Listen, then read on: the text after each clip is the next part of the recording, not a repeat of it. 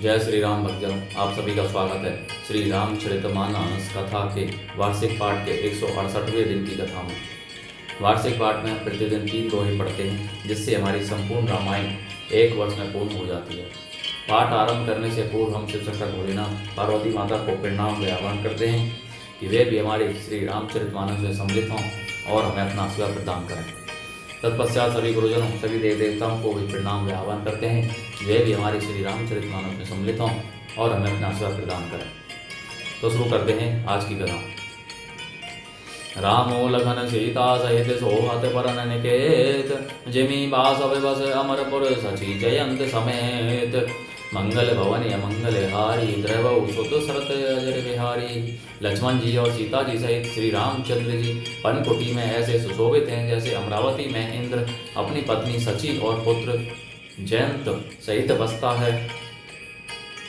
जोग वहीं फिर वो सिय लखन ही कैसे, पलक बिलोचन गोलक जैसे।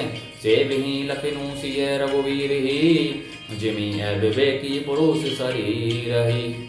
फिर वो श्री रामचंद्र जी सीता जी और लक्ष्मण जी की कैसी संभाल रखते हैं जैसे पलकें नेत्रों के गोलकों की। इधर लक्ष्मण जी श्री सीता जी और श्री रामचंद्र जी की अथवा लक्ष्मण जी और सीता जी की श्री रामचंद्र जी की ऐसी सेवा करते हैं जैसे अज्ञानी मनुष्य शरीर की करते हैं। एहि विधि बिरवो बन बस ही सुखारी, खग मृग सुर तापस हितकारी। कहे हूँ राम बन गविनु सुहावा, सुनहु सुमंत्र अवध जिमि आवा। पक्षी पशु देवता और तपस्वियों के हितकारी प्रभु इस प्रकार सुखपूर्वक वन में निवास कर रहे हैं। तुलसीदास जी कहते हैं, मैंने श्री रामचंद्र जी का सुंदर वनगमन कहा। अब जिस तरह सुमंत्र अयोध्या में आए वह कथा सुनो। फिरे वो निषादु प्रभु ही पहुँचाई, सचिव सहित रथ देखे सियाई। मंत्री विकल बिलो की निषादु, कहीं न जाई जस भयो विषादु।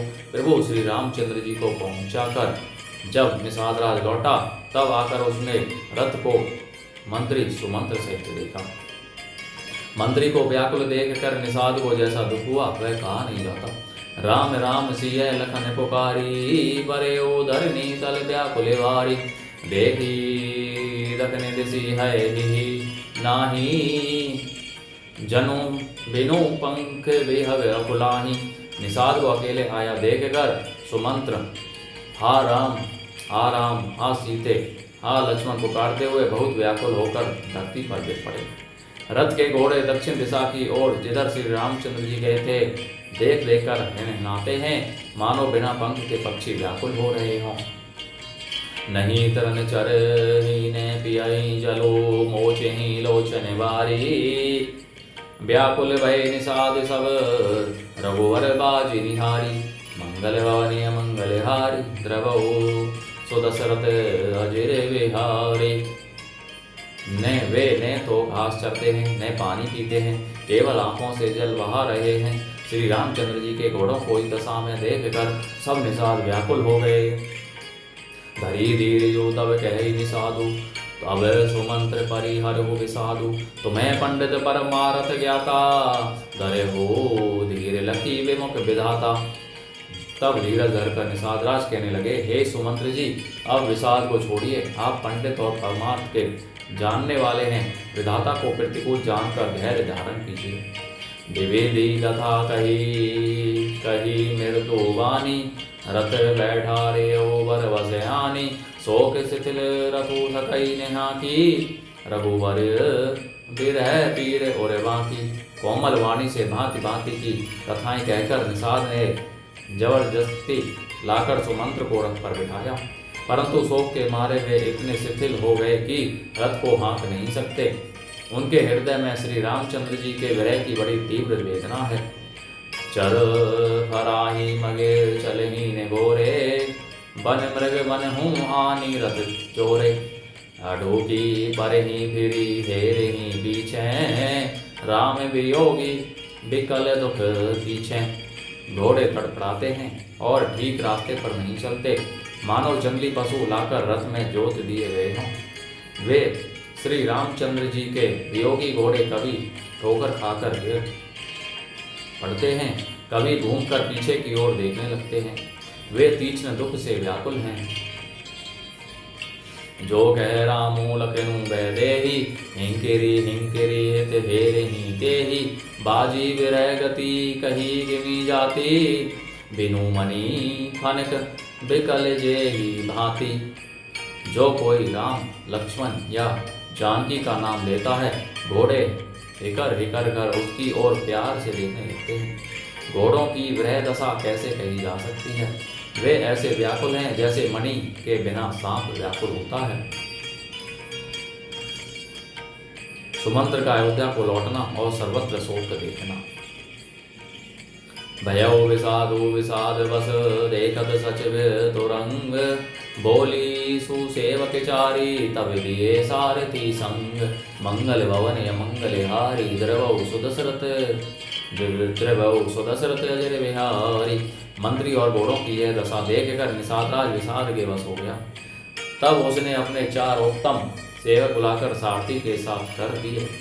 गुह सारथी ही बिरेऊ पहुँचाई, बिरहु विषादो बरनी नहीं जाई। चले अवध ले रथ ही निषादा, हो ही क्षण मगन विषादा। निषाद राज गुह सारथी सुमंत्र जी को पहुंचाकर विदा करके लौटा। उसके विरह और दुख का वर्णन नहीं किया जा सकता। वे चारों निषाद रथ लेकर अवध को चले। सुमंत्र और घोड़ों को देख कर वे भी क्षण क्षण भर विषाद में डूब जाते थे। सोच सुमंत्र विकल दुख दीना, दिग जीवन रघुवीर बिहाना। बिहीना रही ने अंत हूँ अधम शरीरो, जसून लहे ओ बिछुरत सब वीरो। व्याकुल और दुख से दीन हुए सुमंत्र जी सोचते हैं कि श्री रघुवीर के बिना जीने को धिक्कार है। आखिर यह अधम शरीर रहेगा तो है ही नहीं। अभी श्री रामचंद्र जी के बिछुड़ते ही छूटकर इसने यश क्यों नहीं ले लिया, अर्थात मृत्यु को क्यों नहीं हुआ। भय अजस अगरे भाजन बराना, कवन हेतु नहीं करत पयाना। ऐ मंद मनु अवसर चूका, अजहू ने हृदय होत दोई टूका। ये प्राण अपयस और पाप के भाड़े हो गए। अब ये किस कारण पूछ नहीं करते, निकलते नहीं। हाय नीच मन, बड़ा अच्छा मौका चूक गया। अब भी तो हृदय के 2 टुकड़े नहीं हो जाते। मीजी हाथ सिरो धुनी पछताई, मन हूँ कृपन धन राशि गवाई। बिरिद बांधी बर भी रुखाई, चले वो समर जनु सुभट भराई।